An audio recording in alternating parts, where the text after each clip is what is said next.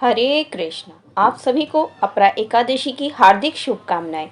हम प्रार्थना करते हैं कि परमपिता परमेश्वर श्री हरि आप सबकी मनोकामनाएं पूर्ण करें, आपके प्रयासों की सराहना करें और आपको अपनी शुद्ध भक्ति प्रदान करें।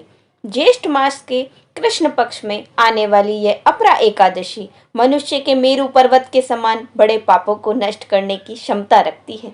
जो लोग इस अपरा एकादशी को प्रेम, भक्ति और पूर्ण विधि विधान से व्रत करते हैं, उनकी आध्यात्मिक उन्नति सुनिश्चित होती है।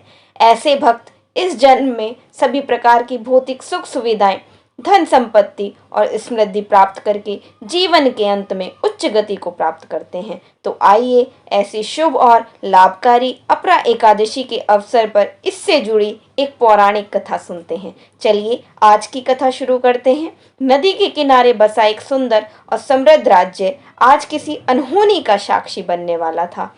ऐसा लग रहा था मानो हरियाली और समृद्धि का साम्राज्य खत्म होने वाला था। सभी घरों के दीपक बुझ चुके थे और परिवार के सदस्य नींद की देवी के अधीन हो गए थे।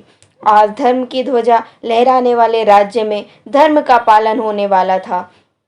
यद्यपि यह अमावस्या से पहले 14वें दिन की अंधेरी रात थी और यद्यपि कुछ प्रहर के बाद सूर्य उदय होने वाला था, लेकिन शायद नागरिकों के भाग्य का सूर्य हमेशा के लिए अस्त होने वाला था। और हो भी क्यों ना, आखिर उनके महान, पराक्रमी, उदार, धार्मिक और मजबूत राजा के जीवन पर मृत्यु के बादल जो मंडरा रहे थे। राजा महाध्वज के आदर्श राज्य में न तो कभी धर्म को हानि पहुंची और न ही किसी निर्दोष की हत्या हुई, न ही किसी अपराधी को बिना सजा के छोड़ा गया और न ही किसी निर्दोष को सजा दी गई। लेकिन कहते हैं जिसे बाहरी लोग नहीं हरा पाते, उसे उसके परिवार के लोग ही मार देते हैं। पांडवों के साथ भी यही हुआ जब उनके अपने चचेरे भाइयों ने उन्हें उनका हक देने से मना कर दिया, और ऐसे ही कुछ राजा महाध्वज के साथ भी होने वाला था।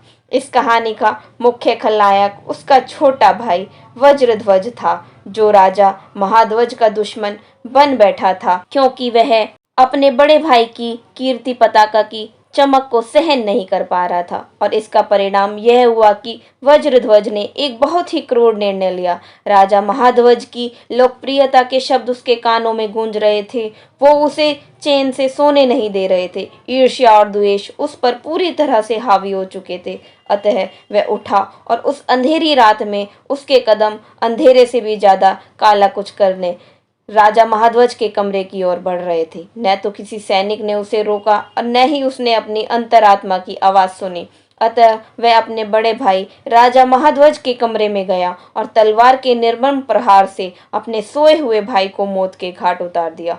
और जब इतना करने के बाद भी उसे शांति नहीं मिली, तो उसने राजा महाध्वज के शव को राज्य के बाहर पीपल के पेड़ के नीचे दफना दिया। अब देखिए, इसमें राजा महाध्वज का कोई दोष नहीं था, फिर भी ऐसी अकाल मृत्यु के कारण उन्हें अच्छी गति नहीं मिली और वे प्रेत योनि प्राप्त करके उसी वृक्ष पर रहने लगे। समय बीतता गया और भगवान की इच्छा से राजा महाध्वज के पुण्य प्रभाव से एक दिन ऐसा हुआ कि महान ऋषि दुमिया उस राज्य में उसी पीपल वृक्ष के पास से गुजरे। उन्होंने अपने आध्यात्मिक शक्ति से देखा कि ऐसे महान राजा महाध्वज की आत्मा प्रेत योनि प्राप्त करके उस वृक्ष पर रह रही थी। उदार हृदय वाले ऋषि दुमिया ने प्रेत योनि में रह रहे राजा महाध्वज को वृक्ष से नीचे उतारा और उन्हें परलोक के ज्ञान का वरदान दिया। अब देखिए, सत्पुरुषों की उदारता की कोई सीमा नहीं होती, उनकी करुणा का सागर सबके लिए समान रूप से बहता है। इसलिए ऋषि दुमिया ने भी राजा को इस प्रेत योनि से मुक्ति दिलाने के लिए अपरा एकादशी का अनुष्ठान किया। उन्होंने इस व्रत का पुण्य राजा महाध्वज को दिया। उस पुण्य के फलस्वरूप राजा महाध्वज को प्रेत योनि से मुक्ति मिल गई। उन्होंने कृतज्ञता व्यक्त करते हुए ऋषि को प्रणाम किया और वे बैकुंठ लोक की ओर प्रस्थान कर गए। कथा का समापन करते हुए भगवान श्री कृष्ण ने अब इस अपरा एकादशी के महत्व पर चर्चा शुरू की। उन्होंने कहा कि जो कोई भी इस एकादशी को श्रद्धा और विश्वास के साथ व्रत करता है, वह ब्राह्मण की हत्या, धन के लिए पर स्त्री गमन, शास्त्रों का अध्ययन, गुरु के साथ विश्वासघात आदि घोर पापों से मुक्त हो जाता है। इतना ही नहीं, इस एकादशी का श्रद्धापूर्वक पालन करने से सभी पुण्य कर्मों का फल प्राप्त होता है। जैसे कार्तिक माह में पुष्कर में स्नान, शिवरात्रि के दिन काशी में स्नान और महामंथ में प्रयाग में स्नान, गया में पिंडदान, सोना दान करना, सूर्य ग्रहण के दौरान कुरुक्षेत्र में स्नान, कुंभ में केदारनाथ या बद्रीनाथ के दर्शन करना आदि वे सभी पुण्य इस अपरा एकादशी का विधि विधान से पालन करने से ही प्राप्त होते हैं। यह व्रत पापों के वृक्ष को बहुत तीक्ष्ण कुल्हाड़ी से तोड़ देता है, या यूं कहूं कि यह हिरण रूपी पापों को दूर भगाने वाला सिंह व्रत है। इस व्रत का पालन करने से व्यक्ति को व्यर्थ की प्राप्ति होती है।